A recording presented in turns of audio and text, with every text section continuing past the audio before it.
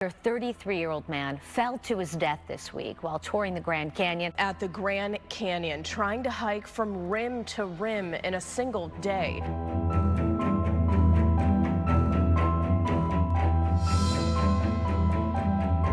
Do you think Grand Canyon is man-made? On April 5, 1909, a discovery emerged in a newspaper, sparking a heated debate about what we knew about the origins of our planet. At first, it seemed like any other ordinary story of the time, hardly stirring any notable interest. But now this narrative has endured through the ages, standing the test of time for over 115 years. But what exactly was this discovery that has continued to capture the imagination of archaeologists? Join us as we delve into the story of the archaeologist who just found giant skeletons under the Grand Canyon, unraveling the ancient mysteries. On April 5, 1909, the front page of the Phoenix Arizona Gazette, a prominent newspaper in Arizona at the time, made a stunning revelation. The headline, "Explorations in the Grand Canyon, Mysteries of the Immense Rich Cavern Being Brought to Light," sparked widespread interest. The article detailed remarkable discoveries, suggesting the presence of an ancient civilization within the depths of the Grand Canyon. What made this discovery even more interesting was the indication that these ancient people may have migrated from the Orient, challenging existing theories of pre-Columbian history in the Americas. The implications were profound, suggesting a rewriting of history books and calling into question the narratives propagated by governments and established institutions. In essence, the newspaper's report suggested that a hidden city had been uncovered in the Grand Canyon, providing tangible evidence of a previously unknown civilization with roots in a distant continent. This revelation had the potential to reshape our understanding of early human migration patterns and the development of ancient civilizations. If proven true, it would mean that Christopher Columbus was not the first to discover America, challenging long-held beliefs and opening new avenues for exploration and research into our collective past. The tale begins with G.E. Kincaid, a solitary explorer embarking on a journey down the Colorado River in his trusty wooden boat. His mission is to uncover the hidden treasures of the canyon, gold, silver, and copper, rumored to be abundant in its depths. A seasoned explorer and hunter, G.E. had dedicated his life to uncovering the mysteries of the natural world. For 3 decades, he had served diligently as a member of the esteemed Smithsonian Institute, a renowned institution that housed a vast collection of artifacts and knowledge spanning centuries of human history. To those unfamiliar with American culture, the Smithsonian Institute might seem like a mere museum.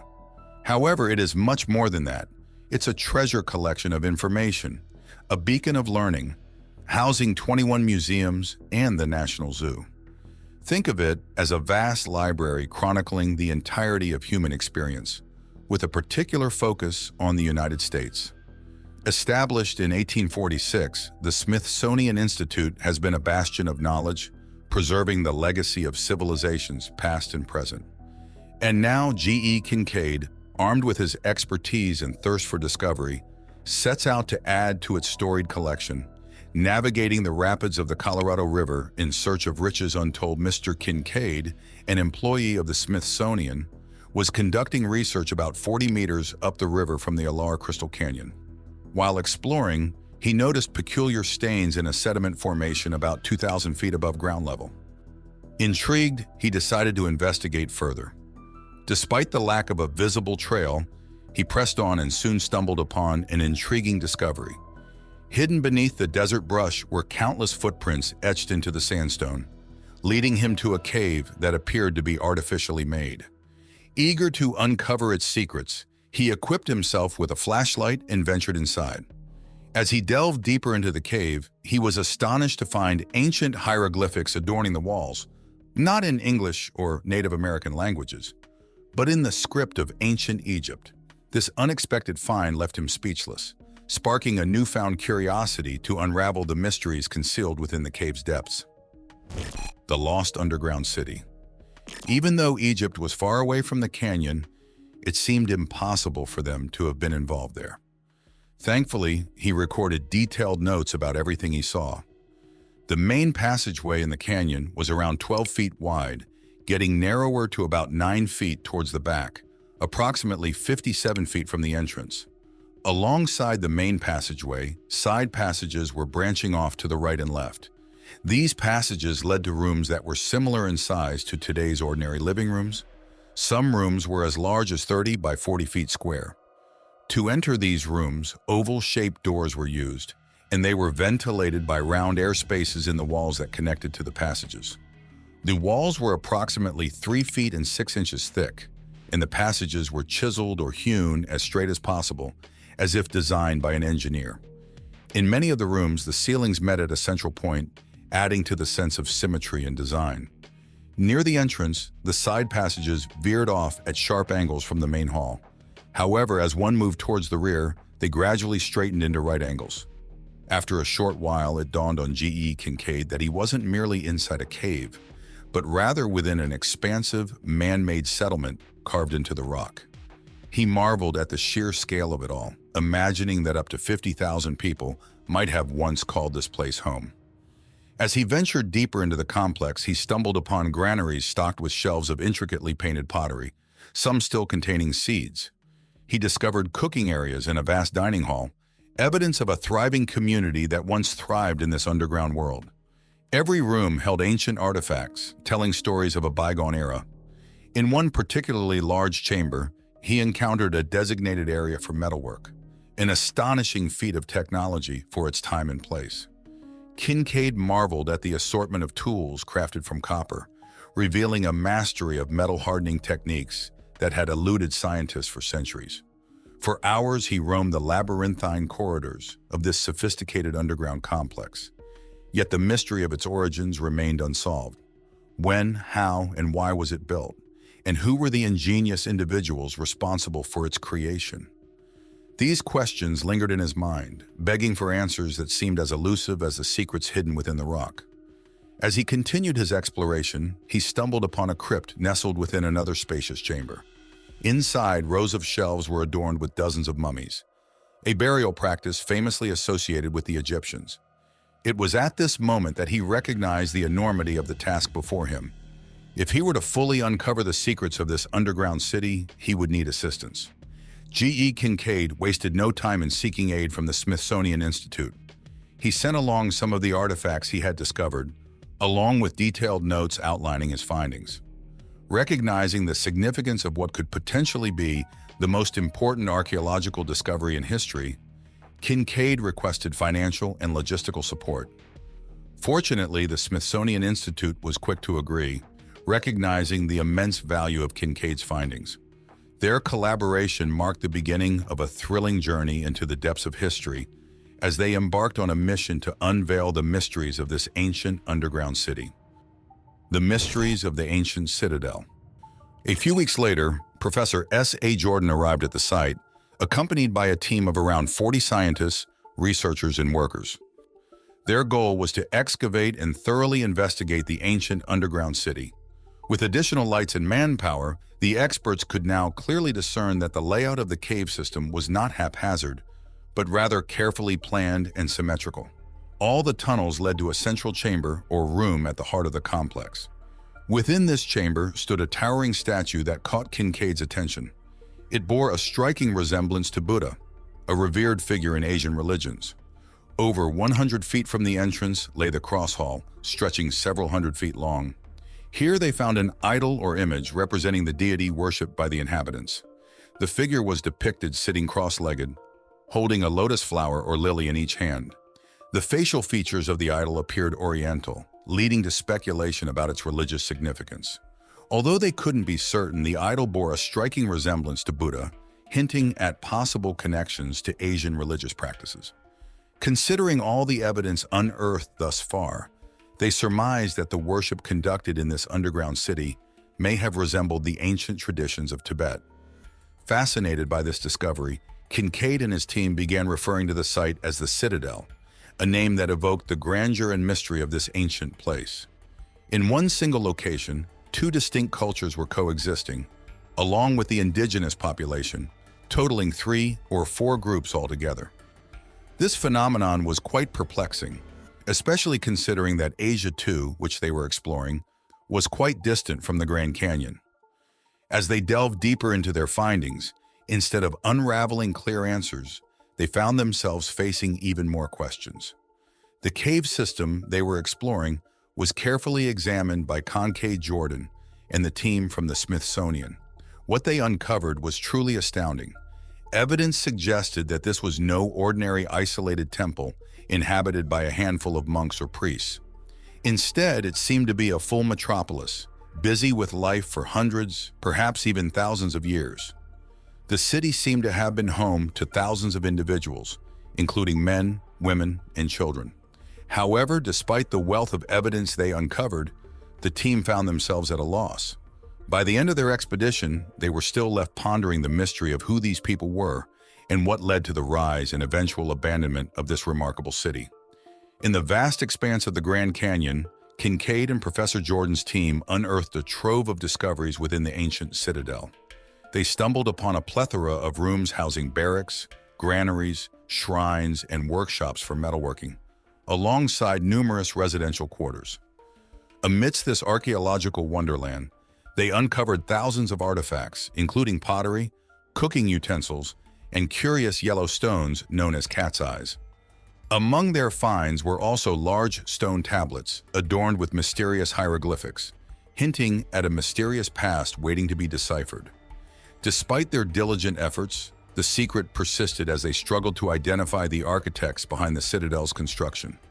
Some statues bore resemblance to those found in Tibet, yet with subtle discrepancies. Similarly, the inscriptions bore a resemblance to Egyptian hieroglyphs, yet remained elusive in their true meaning. Even with experts on hand, the language and origins of these relics remained shrouded in mystery, leaving the team tantalizingly close to unlocking the secrets of this ancient marvel. The Grand Canyon's lost civilization. The experts unanimously agreed on two remarkable points about the Citadel. First, the people who constructed it were incredibly advanced, surpassing even the native tribes who had long inhabited the surrounding area. This lost civilization demonstrated an astonishing level of advancement, working with bronze centuries before the Bronze Age officially began. Their understanding of concepts like division of labor and agriculture was unparalleled, setting them apart from coexisting societies that were still reliant on hunting and gathering. These revelations challenged the conventional wisdom held by archaeologists and anthropologists, who had been taught to believe that such an advanced civilization could not have existed in isolation. The established idea was that civilizations were largely cut off from one another, especially when separated by vast bodies of water. However, the discovery of the Citadel shattered this belief, suggesting that this advanced civilization had likely originated from distant lands, challenging the idea of isolationism held by institutions like the Smithsonian. Furthermore, the experts also concurred that the Citadel's builders did not emerge locally, but likely arrived from the other side of the world. This finding upended previous assumptions about the rarity of advanced and densely populated civilizations in regions like the Ohio and Mississippi valleys, which were traditionally thought to have limited interaction with other advanced cultures, such as the Aztecs, Toltecs, or Maya. Kincaid and Professor Jordan firmly believed in their discovery, which challenged the traditional wisdom held by the Smithsonian. To suggest otherwise would undermine the institution's credibility and shake public trust in its expertise. In a bold move, Kincaid and Professor Jordan sent back to the Smithsonian a collection of artifacts, along with detailed notes and drawings, supporting their theory of an ancient civilization thriving in the Grand Canyon long before the arrival of Native Americans. According to their hypothesis, these ancient people were highly educated, skilled, and technologically advanced, possibly originating from regions like Egypt or Asia. Kincaid was eager to further investigate the site, hoping to uncover more evidence of this lost civilization with a larger team and better resources. However, their support request was unexpectedly denied. Despite their enthusiasm and dedication to the research, Kincaid and Professor Jordan mysteriously disappeared without a trace, leaving behind a compelling mystery that continues to captivate the imagination of historians and archaeologists. Whenever someone brings up the idea of a lost civilization in the Grand Canyon, they often get dismissed as being a bit eccentric or having too much time on their hands. Even reputable sources like the Smithsonian Museum outright deny the existence of such a civilization. Despite this, there are stories and supposed evidence that suggest otherwise. One particularly compelling tale suggests that there was indeed a lost civilization in the Grand Canyon.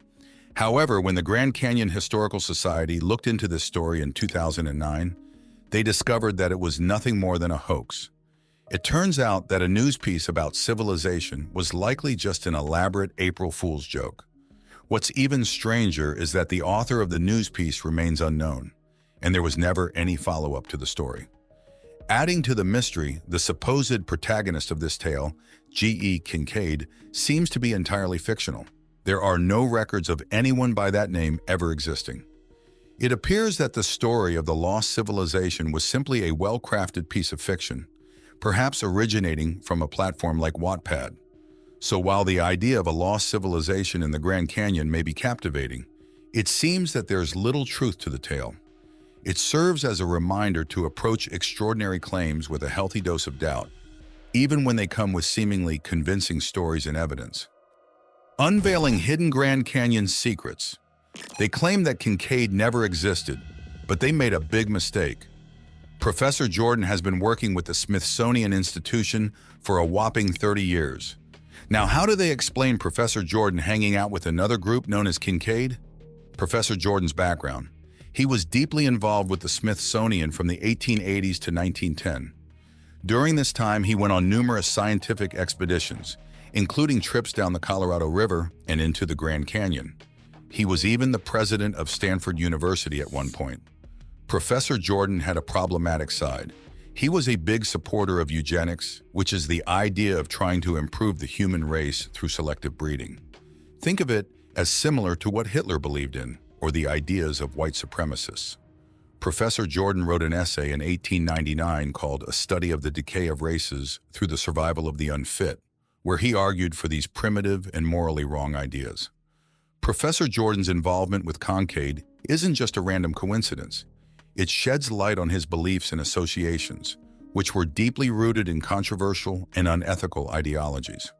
The Grand Canyon boasts an impressive array of caves, estimated at around 1,000 in total. However, only 335 of these caves have been officially discovered and documented. Interestingly, despite this abundance, the public is permitted access to just 2 of these caves for reference purposes. This begs the question, why are the remaining 333 caves off limits to visitors? According to the Smithsonian, there are valid reasons behind this restriction. For instance, there is concern that tourists unaware of the fragility of the caves may inadvertently damage valuable artifacts. Additionally, safety is a paramount concern, as some caves may pose risks to visitors. This caution is exemplified by closures like the Hopi Fire Tower and Access Road, which are shut down for safety and preservation purposes. Moreover, there are environmental considerations at play. The Maricopa Point Endangered Plant Area, for instance, is home to a rare plant species known as the century milk vetch. Fenced off and marked with signs, this area is safeguarded against trampling and collection to ensure the plant's survival. Furthermore, certain areas within the Grand Canyon hold cultural significance to indigenous communities and are regarded as sacred. As such, they are off limits to visitors out of respect for their spiritual importance. In essence, while the restrictions may seem restrictive, they are implemented to preserve the natural and cultural heritage of the Grand Canyon for future generations to enjoy. He comprehends the basics of these elements, but that's merely scratching the surface of a vast and largely uncharted territory. There are numerous regions yet to be explored, but whenever someone stumbles upon an area restricted to the public, the authorities promptly intervene, and not referring to ordinary park rangers, talking about the arrival of military-grade Apache helicopters. Consider the case of a group of adventurers who attempted to venture into some of the locations mentioned in ancient notes. It didn't take long for a military helicopter to appear on the scene. This raises an intriguing question. What secrets could the Smithsonian Institution be concealing that necessitate the use of military force to prevent people from accessing certain areas?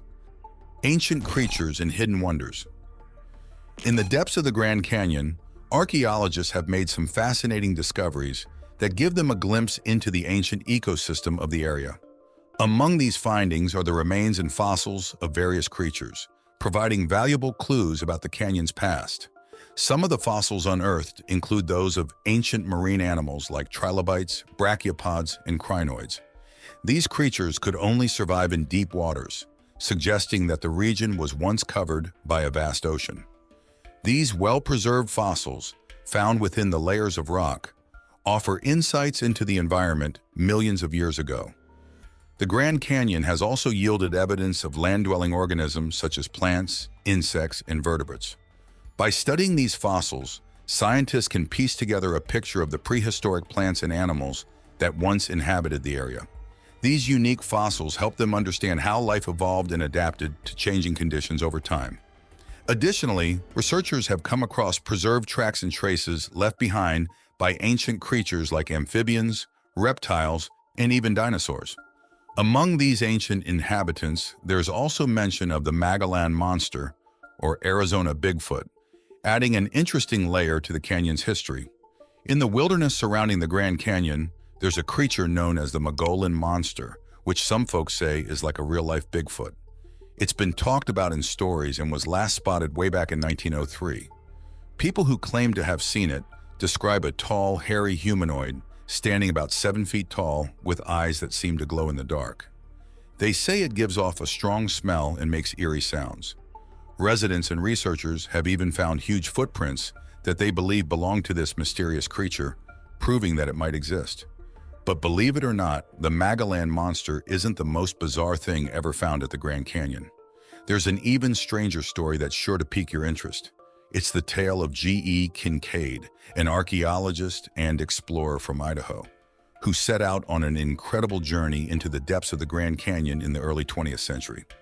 His goal was to talk to members of the Hopi tribe who lived nearby.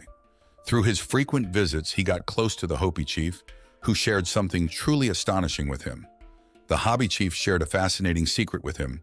There lay an entire underground city beneath the canyon, a marvel built thousands of years ago. Regrettably, the chief didn't offer much detail, prompting him to embark on a solitary quest. Delving deeper into the canyon, he chanced upon a sight so breathtaking that it had eluded the knowledge of all before him. What Kincaid beheld was a sprawling metropolis hidden beneath the rocky terrain of the Grand Canyon. Its features defied logic, challenging everything known to archaeologists. This secret city, also dubbed the Mysterious Underground City, appeared carefully designed, boasting advanced infrastructure and architectural wonders that stirred wonder in his heart. As he explored further, evidence of a sophisticated ancient civilization unfolded before him.